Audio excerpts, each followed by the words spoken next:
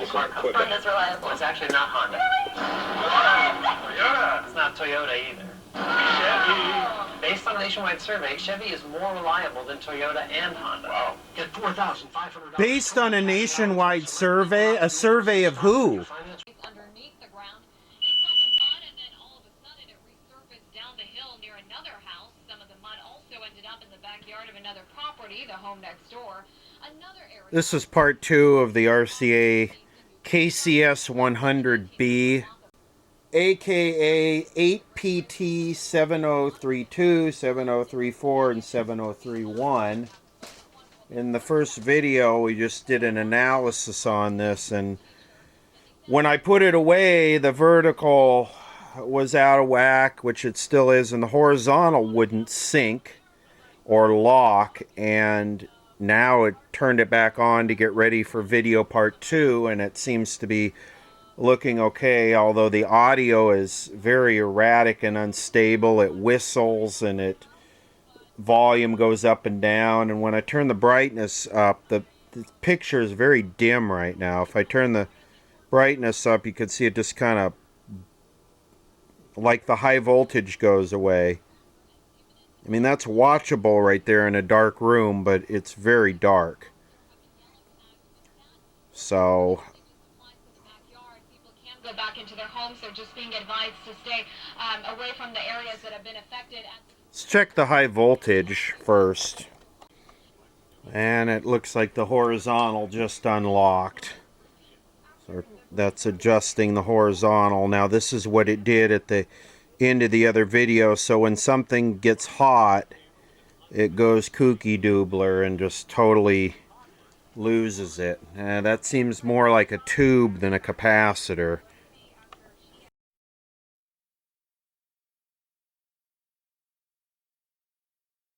Volts. See if I turn the brightness up. I get every other Tuesday. Get Spectrum TV and internet from $89.98 a month. Best of all, Spectrum. Sorry, that's the contrast. Look at that. Turn the brightness up, the CRT just kills the high voltage. Turn it down, 5 kilovolts. Turn it up, 0. Plus, that's how you can save up to 40% on your wireless bill with Spectrum Mobile. Better services at a better price. Call 8. We're doing a plate current check, which on the horizontal output, which is basically the same as a cathode current. So that dip right there is where the oscillator started, how it went up to about 75 and then dipped. So low cathode current would indicate low B+, bad tubes, could be bad capacitors, but usually bad capacitors indicate would be more current drawn. I think this should be about 100 milliamps. Unfortunately, the SAMS doesn't give a spec, so this is real low.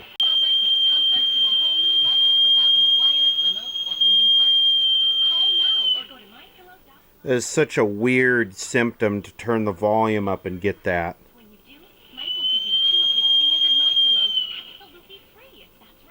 But when you use 6 GH8s for an audio output, what do you expect?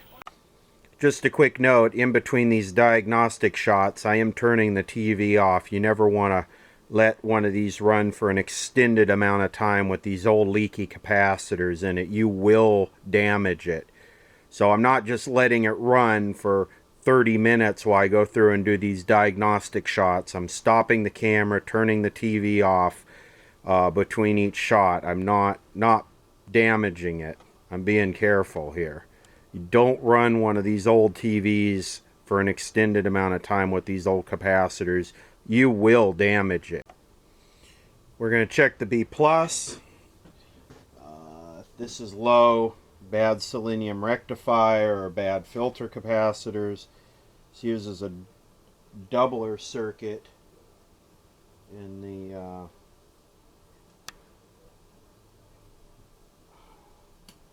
there we go.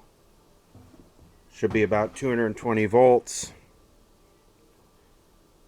250. It's going to drop as the tubes heat up and start conducting.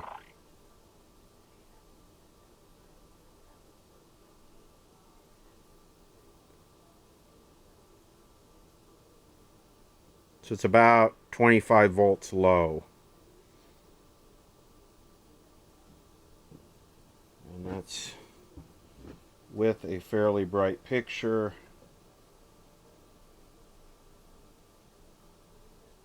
That's turning the brightness up to where it blows out.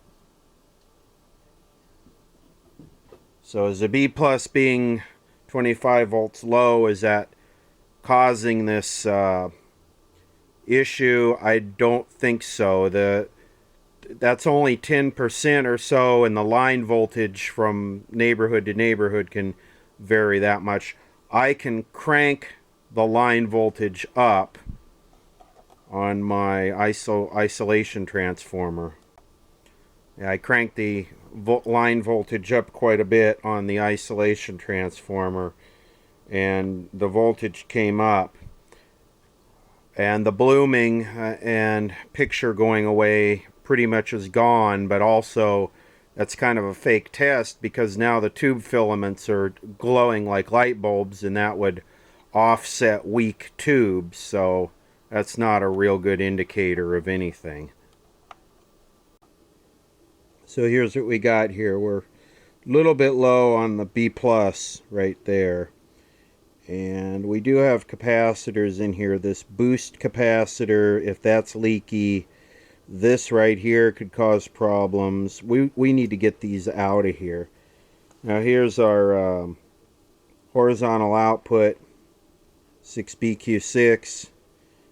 If that capacitor is leaky, it could cause low drive voltage. Unfortunately, they don't give us a cathode current value here. Usually they do. I don't know what's up with that. That's kind of weak on there. But this is a pretty old set. Maybe they added that in the later SAMs. Here's the power supply. It uses a doubler circuit. So I think that's what that is. Yeah, it uses a doubler circuit, which I don't know why they did that.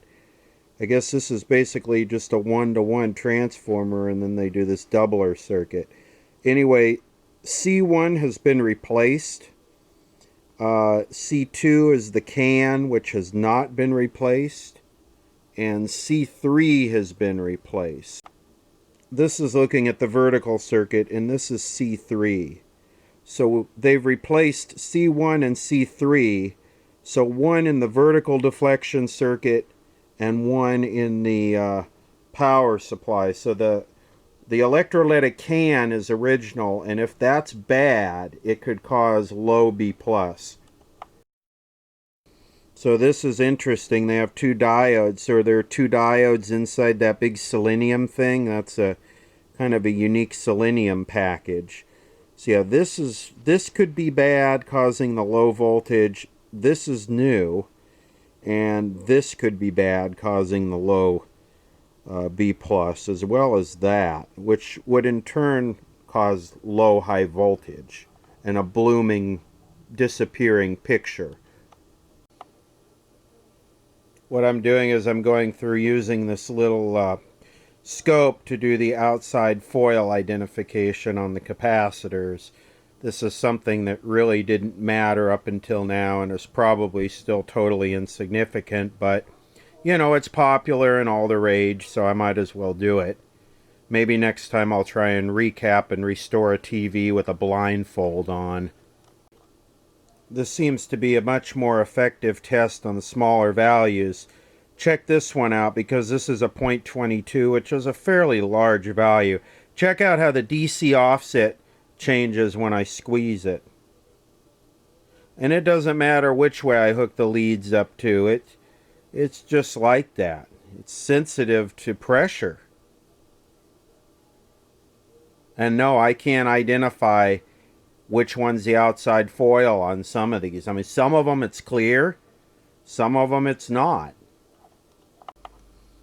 Let's just spot check a couple of these capacitors this evening. Let's start with this one right here, C78. This is the boost filter. It is located C78 right there. So let's start by spot checking that one. This is C78, the boost filter, 0.047. You can see that the outside foil is connected to the pot on the right. which is the height pot. So I'm going to just clip it out and we'll test it in the cap tester.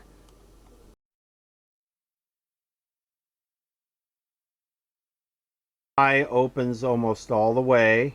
It's a little bit over value, and it demonstrates that's 250 volts. Hardly any leakage. This capacitor is not a problem. It will be replaced, but it's not a problem. Next, let's check this one here. Black beauties do matter, because they usually cause a lot of problems. And on the schematic, that would be this one right here. Let me try and right here. That would be that one right there. Black beauties matter. Alright, leakage at 450 volts on the Black Beauty, nothing. Capacitance measurement,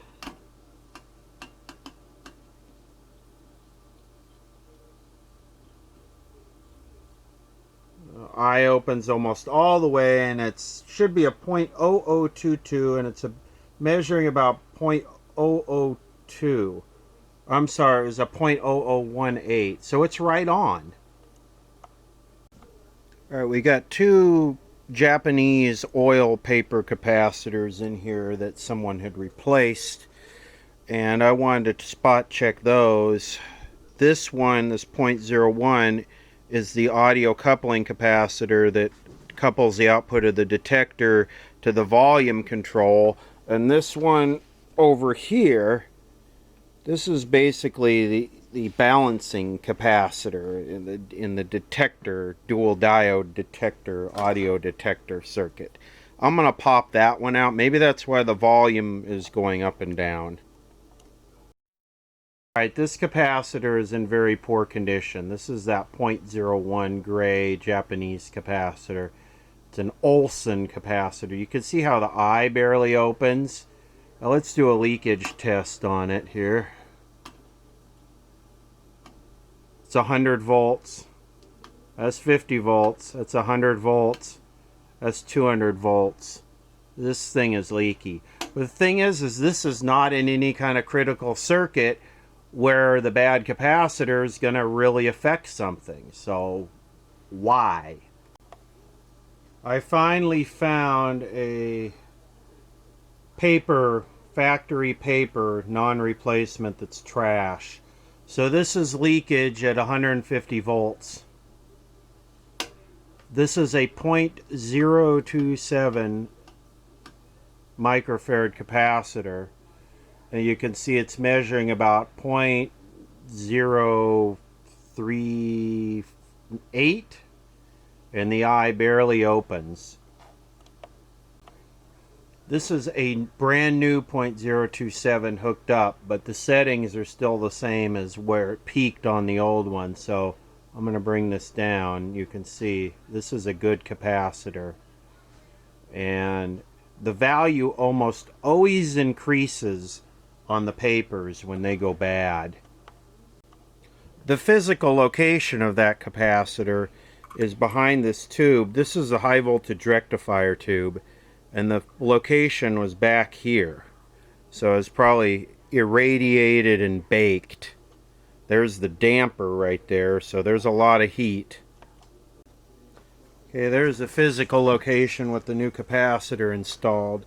And this might explain why the thing went kooky when it warmed up. If the damper and the high voltage rectifier were heating that thing up, and when it got hot it started to wig out or leak more or change value. Maybe that's why the set was acting the way it was. Now I'll show you the circuit location. Okay, the circuit location is right there. Try and get that in a better spot. Right there, 0.027. And I made a mistake earlier. And it was supposed to be a 0.012. Yeah, I made a mistake on the value of this one. I said 0.022, then 0.018. It's a 0.0012. So I got the correct value in there, even though I didn't say the correct value in the video. And those two tested good. Now I have no picture, and it appears I have no high voltage. I can draw an arc off of here.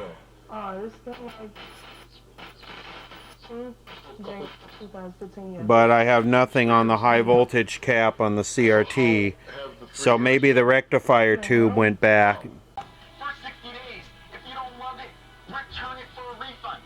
No questions asked. Okay, the problem was why I didn't have any high voltages. The horizontal frequency was way off because I changed the capacitors and they were different values slightly, of course. So as soon as I dialed the horizontal hold in, the picture popped in. So let's let it run for a little bit and we'll see if it goes out of horizontal, if it loses horizontal lock like it was before. Yeah, you tried it? This is an exclusive introductory offer you won't find in stores. So call or go to PowerSmokelessGrill.com to get yours. To order the Power Smokeless Grill, call 1-800-510-6024. That's 1-800-510-6024. Or go to PowerSmokelessGrill.com. Ooh, look at when I turn the brightness all the way up now, it doesn't go Power Smokeless Grill. You can see the even browning all the way through from end to end. What we're going to do is we're going to thinly slice it. Now, look at Ooh. Look at this. Oh, yeah. It is juicy. Oh, please. It's juicy. Guys, trust me, this is amazing. Now, what I would normally do is cut this all the way up. Right. Then I would put it back on the grill. Now, Bye. And I say, Mama, can you work on this? Simple vacation. And you bought $55,000 worth of travel checks, did you not? Okay, I'm going to let it run for a while. yes. And Graphar, this invigorating rainfall shower. Nope, that wasn't it. Up to 7 feet, or bathe with the benefits of our After about, microsoothe air I don't know, system. 5 or 10 minutes, it lost it again. So Massage away aches and pains. this is a good one. This is going to be a good one to diagnose. And before I go on changing capacitors, I think I should actually diagnose this problem rather than throw parts at it. Shower package, an $800 value, yours absolutely free. Bring together the most beloved hymns and the most moving performances into one brand new collection. So please join me as we celebrate our faith. Okay, so we're changing direction on this video from a recapping to a diagnostic video. Virtually all the smoke. This means now you can have an open grill right in your We need to diagnose why the horizontal does this after running, when it gets warm. After it runs for about 10 minutes, it just completely goes bonkers. We need to identify, is this a bad tube, a bad capacitor, a bad resistor, a bad flyback, a bad yoke? Is there something in the CRT? We need to figure this out. There's no reason to continue recapping this thing until we find out what's causing this. So first thing I'm going to do is I think I'm going to start spraying some stuff with some cold spray. Some of the other capacitors in the oscillator circuit. also got the power to do chicken from frozen right out of the freezer. All right, look at that. Okay, I hit a few capacitors near the horizontal oscillator with the freeze spray, the duster upside down, and the picture popped back in. So what I'm going to do is I'm going to wait here until it goes nuts again, and then I'm going to hit a couple capacitors again. Okay, the first thing I'm going to do is there's a little red postage stamp here. I'm going to hit that. Play all day and come back and within seconds have a hot grill for dinner. And we got great grill marks. Been served 2 gorgeous pieces of fish. Didn't stick to the grill at all. Give it a second to We make our cool breakfast off. on the grill. The pancakes That are didn't golden really brown cool and it off. cooked up great. And the non-stick is great for flipping eggs. It's probably the most convenient tool I have. Now it's cold. on my RV. Burn my finger cold. Which I thought was fantastic. Because he does the dishes all the time. Okay, that's not it. What if we told you it's finally possible to enjoy the Okay, we've got a big wax capacitor here. Firing up your barbecue, standing out in the cold, and refilling propane tanks.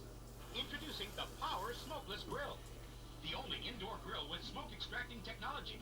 Watch again as it sucks up that smoke and odor like a vacuum. The 5-star reviews say it all. People love the Power Smokeless Grill. You can grill juicy porterhouse, surf and turf, tender cowboy. Okay, it's not that. Barbecue back ribs. I got a Black Beauty back here. Black Beauties matter. Outdoor grill. What's the secret? The heat source reaching 450 degrees Fahrenheit connects to the grill plate, so all that fat can drip through the grates into the drip tray below. Oh. And that fat drains away through the open grill. Yep, Black Beauty. The turbo speed smoke extractor technology captures I hit that Black Beauty and the smokeless grill just started extracting the smoke. one press.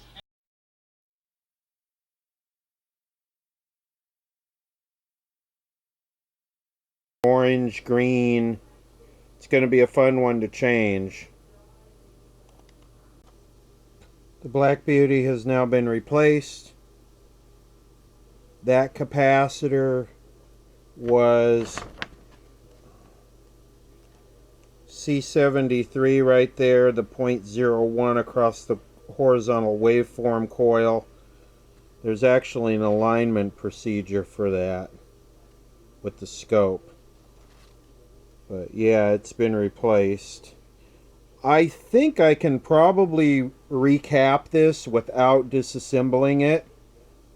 I got, tools, that little needle nose pliers and stuff, and I have the patience to work down in these tight areas. So I should be able to recap this without taking it apart and risking damaging the yoke. Right, think about this. Look at that charm. Look at that steak. It's just like I cooked it on the grill outside. I know, but we did it inside. Without the smoke. You've got that right. You're starting to get it, right? All right, you know what? Our recipe book is filled with crazy good stuff burgers, like the one I'm going to show you. Little ball of chopped meat. Ooh, I can turn the brightness up all the way now and it doesn't dim out.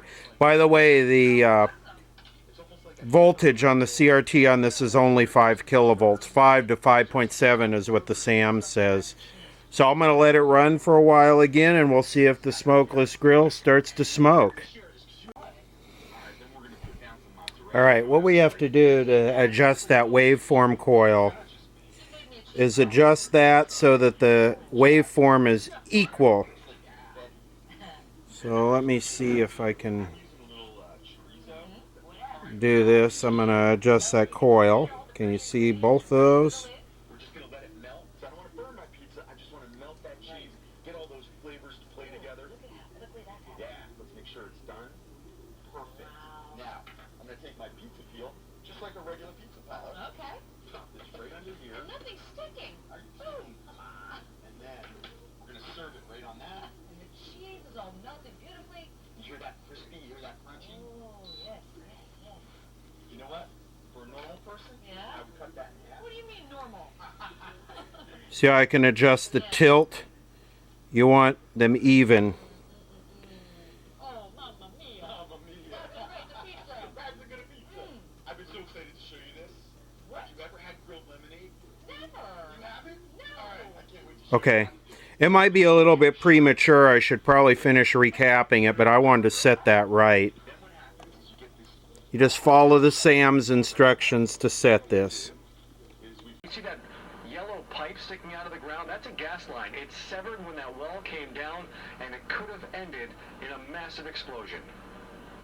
It just sounded like either like a very giant tree falling or like a car hitting another car at like 80 miles an hour. It was like a loud bang. Residents on Douglas Street in Echo Park jolted awake this morning by a 15-foot-high wall and patio crashing down onto a pair of parked cars below. Sludge and then just the crumbling when it hit the car, that was the loudest part. Like, I mean, I thought that was literally what jostled me up. The woman actually who owns the car was out here. They got the door open. My roommate's car actually was here, no longer here. It was the one holding the fence up. And so that was more my concern, was just making sure his car was not completely totaled. So just kind of checked. All right, it's been on for Figured out that it was gas leak. an hour now, and it's stable as a rock. We have this weirdness with the yoke, and like I said, I'm not going to tamper with the yoke. I was able to recap most of it, every single capacitor, without taking the chassis apart.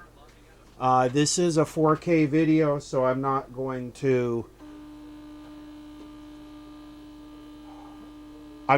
document every second of changing capacitors. There's plenty of other people that change capacitors. Uploading a 50 gigabyte video of changing capacitors is kind of pointless. Anybody who's into this knows how to do that.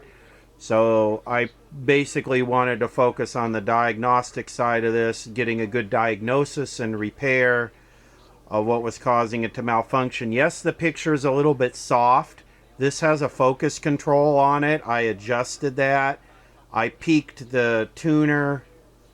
You know, it's as good as it's going to get. It's soft. There were some comments on the previous video that these do have a soft picture, so I 5 kilovolt CRT, what can you say? It's an RCA low voltage CRT. They're known to be soft. We could go ahead and check that one black beauty that was causing the problem. Alright, this is the black beauty that was causing the drift. And the main problem with the horizontal lock. And I'm going to try heating this up with the soldering iron. I also should say I haven't changed the electrolytic or the electrolytic can or the selenium diode yet, which probably really needs to be done. But it's working okay right at the moment.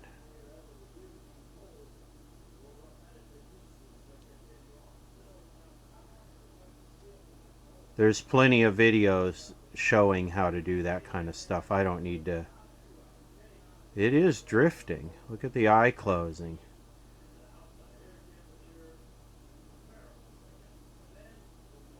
So where did it drift? Doesn't seem like it drifted. It just got more lossy. Lossy is where the eye doesn't open all the way, where it's just not really a good defined value. Leaky is when it's like a resistor, and off value as well when it's off value. And it just seems to be getting lossier and lossier.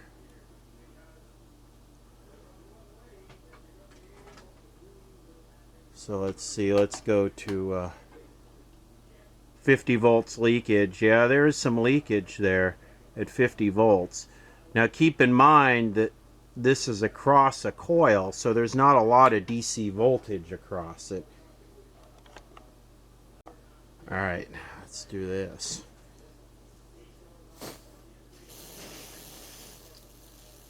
Get your refrigerant 134A on.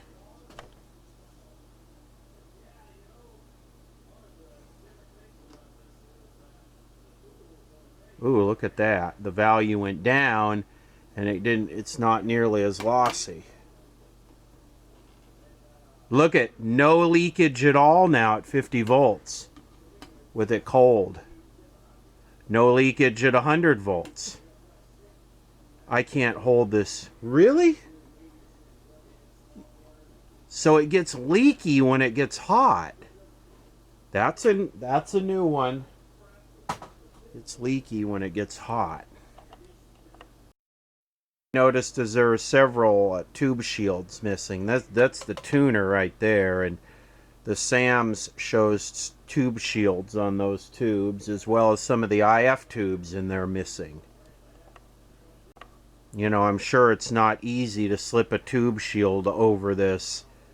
In fact, I don't even know how you'd do it. You'd have to put it in there as one unit, push this down with 2 fingers, and then try and slip the tube shield over it. This is not easy to work on. These are some of the tools I use to get those capacitors without removing the chassis or taking it apart. I'm Susie Stock. And I'm Jeff Vaughn. Tonight on KCOM News at 10. A horse trapped in a dumpster in Orange County. We're overhead with the effort to set it free. Evelyn. The rain clearing out of the forecast will let you know what the weekend looks like tonight. Well, what else do you do with a horse when it's done worn out? This is a common sense compromise both parties should embrace. The radical left can never control our borders. I will never let it happen. Walls are not immoral. In fact, they are the opposite of immoral because they will save many lives and stop drugs from pouring into our country. Our plan includes the following: $800 million in urgent humanitarian assistance, $805 million for drug detection technology to help secure our ports of entry, an additional 2,750 border agents and law enforcement professionals, 75 new immigration judge teams to reduce the court backlog of, believe it or not, almost 900,000 cases. However, the whole concept of having lengthy trials for anyone who sets one foot in our country unlawfully must be changed by Congress. It is unsustainable. It is ridiculous. Few places in the world would even consider such an impossible nightmare. Our plan includes critical measures to protect migrant children from exploitation and abuse.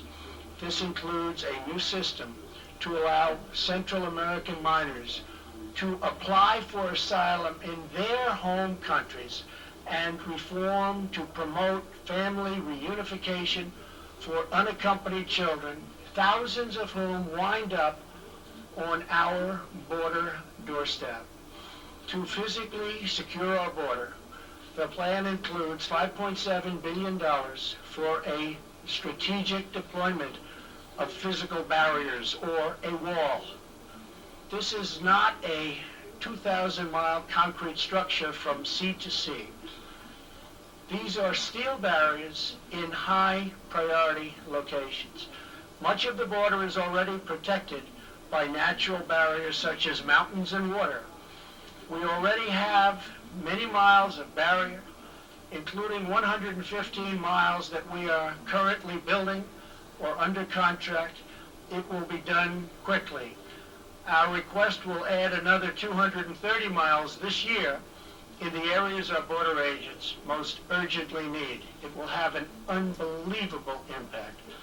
If we build a powerful and fully designed see-through steel barrier on our southern border, the crime rate and drug problem in our country would be quickly and greatly reduced.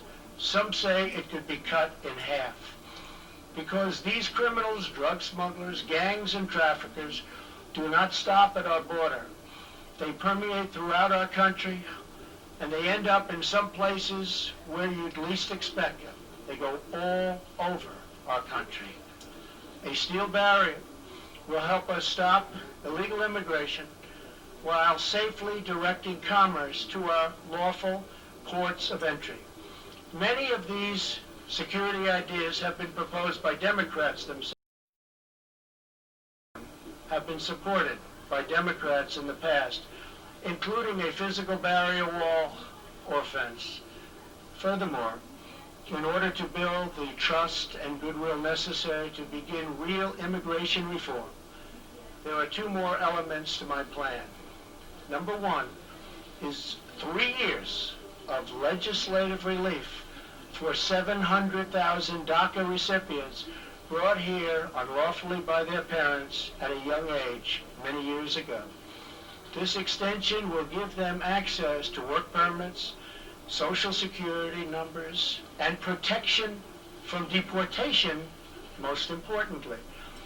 Secondly, our proposal provides a 3-year extension of temporary protected status, or TPS. This means that 300,000 immigrants whose protected status is facing expiration will now have 3 more years of certainty so that Congress can work on a larger immigration deal, which everybody wants, Republicans and Democrats. and our farmers and vineyards won't be affected because lawful and regulated entry into our country will be easy and consistent. That is our plan. Border security, DACA, TPS, and many other things. Straightforward, fair, reasonable, and common sense with lots of compromise. Senate Majority Leader Mitch McConnell has pledged to bring this bill to a vote this week in the United States Senate. Our proposal is not intended to solve all of our immigration challenges. This plan solves the immediate crisis, and it is a horrible crisis. It is a humanitarian crisis like we rarely see in our country. And it provides humanitarian relief, delivers real border security, and immediately reopens our federal government. If we are successful in this effort, then we can start the border project of remaking our immigration system for the 21st century. Once the government is open and we have made a down payment on border security and immigration reform starts to happen, I plan to convene weekly bipartisan meetings at the White House so we can do a finished product, a great product, a product that we can all be proud of having to do with that elusive immigration problem. Whatever we do, I can promise you this. I will never forget that my first duty and ultimate loyalty is to you, the American people. Any reforms we make to our immigration system will be designed to improve your lives, make your community safer, and make our nation more prosperous and secure for generations to come. Thank you, and God bless America. Thank you.